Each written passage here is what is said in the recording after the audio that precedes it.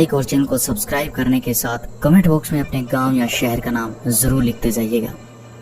आप सामने लगे जिस बोर्ड को देख रहे हो, राजस्थान के अलवर जिले में भानगढ़ किले के बाहर लगे इस बोर्ड पर यह साफ साफ लिखा है कि सूर्योदय से पहले या सूर्यास्त के पश्चात आपको इस किले में प्रवेश करना तो दूर, आपको रात के वक्त इस किले के आसपास भी नहीं भटकने दिया जाएगा। आज मैं आपको इसी भानगढ़ के किले की वो 2 कहानियां बताऊंगा जिस कारण रात के वक्त लोग इस किले में प्रवेश करना तो दूर इसके आसपास भी नहीं भटकते। और कुछ लोग इन कहानियों को कहानी नहीं बल्कि सच्ची घटना मानते हैं। कहते हैं कि जब आमेर के राजा भगवंत दास भानगढ़ के किले को बनवा रहे थे तो वहीं कुछ दूरी पर गुरु बालूनाथ तपस्या किया करते थे। जब बालूनाथ को खबर लगी कि उनके पास में एक किला बनाया जा रहा है तो उन्होंने राजा को बुलावा भिजवाकर अपने पास बुलवाया। जब राजा भगवंत दास गुरु बालूनाथ के पास पहुँचे तो उन्होंने राजा से कहा कि आप जिस किले को बनवा रहे हो उससे मुझे कोई भी आपत्ति नहीं है, लेकिन एक बात का ध्यान रखना कि इस किले की ऊंचाई इतनी मत कर देना कि इसकी परछाई दिन के किसी भी वक्त जहाँ पर मैं तपस्या कर रहा हूँ वहाँ पर पहुँचे और मुझे छुए। उन दिनों जो साधु संत हुआ करते थे उनका बहुत आदर सम्मान किया जाता था, उनकी किसी भी बात को टाला नहीं जाता था। तो राजा ने भी ऐसा ही किया और फिर किले के निर्माण में ऐसा ही किया गया।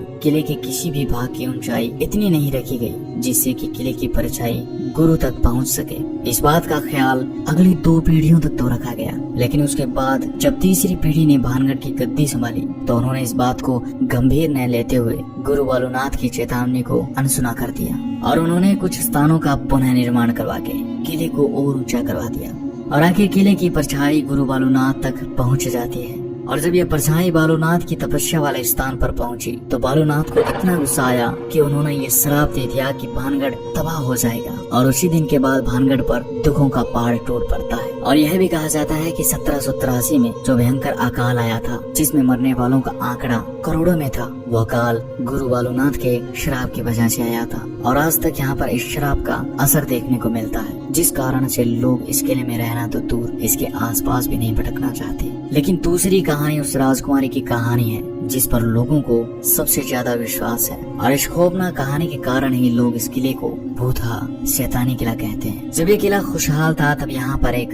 राजकुमारी रहा करती थी जिसका नाम था रत्नावती। राजकुमारी रत्नावती बेहद खूबसूरत थी। राजकुमारी की खूबसूरती के चर्चे दूर दूर तक फैले हुए थे। इस कारण हर दिन अलग अलग राजाओं के शादी के संदेश राजकुमारी के पास आया करते थे।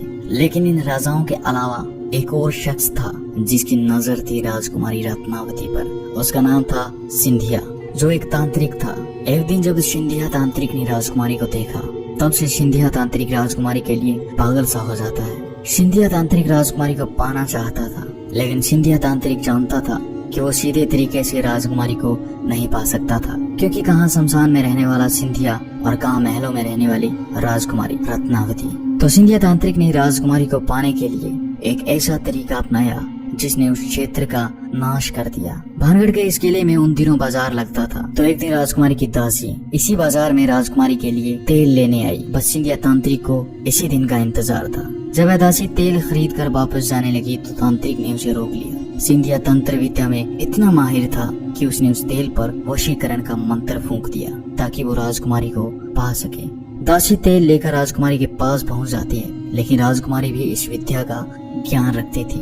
उसने जैसे ही तेल को देखा वैसे ही उसे शक हो गया कि इस पर किसी ने तंत्र मंत्र किया है। फिर राजकुमारी ने अपनी दासी से पूछा कि तुम्हें बाजार में कौन मिला था।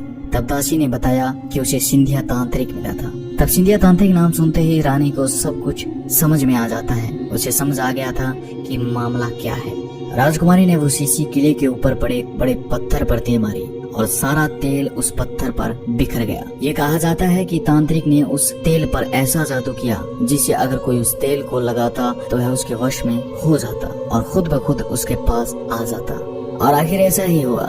वह बड़ा पत्थर जिस पर राजकुमारी ने तेल फेंका वह लुढ़कने लगता है और जिस स्थान पर सिंधिया तांत्रिक तंत्र मंत्र किया करता था उस स्थान तक लुढ़कता हुआ जाकर सिंधिया के छाती पर चढ़ जाता है। अब सिंधिया सारी बात समझ चुका था तो मरते मरते सिंधिया तांत्रिक ने श्राप दे दिया कि भानगढ़ तबाह हो जाएगा, सारे लोग मारे जाएंगे और उनकी आत्माएं यहीं इस किले में भटकती रहेगी। और इतना कहकर सिंधिया तांत्रिक मर जाता है और इसके बाद होता है एक भयानक युद्ध जिसमें भानगढ़ के सैकड़ों लोग मारे जाते हैं। और ये कहा जाता है कि सिंधिया की उस शराब के कारण आज तक इस किले में उनकी आत्माएं भटकती है और आज भी रात के वक्त यहाँ चीखने चिल्लाने की आवाज आती है। दोस्तों, ये तो थी वो घटनाएं जो पारालौकिक शक्तियों से जोड़कर देखी गई थी, लेकिन इन सब के अलावा एक कारण और भी है और ये मानना पड़ा कि इस किले में कुछ न कुछ गलत जरूर होता है जो लोगों के लिए खतरनाक हो सकता है। कुछ समय पहले इस किले में रात के वक्त लोग चले जाते थे जो जगह जगह पर इस किले को खोदने लगते थे। उन्हें लगता था कि इस किले में कोई पुराना खजाना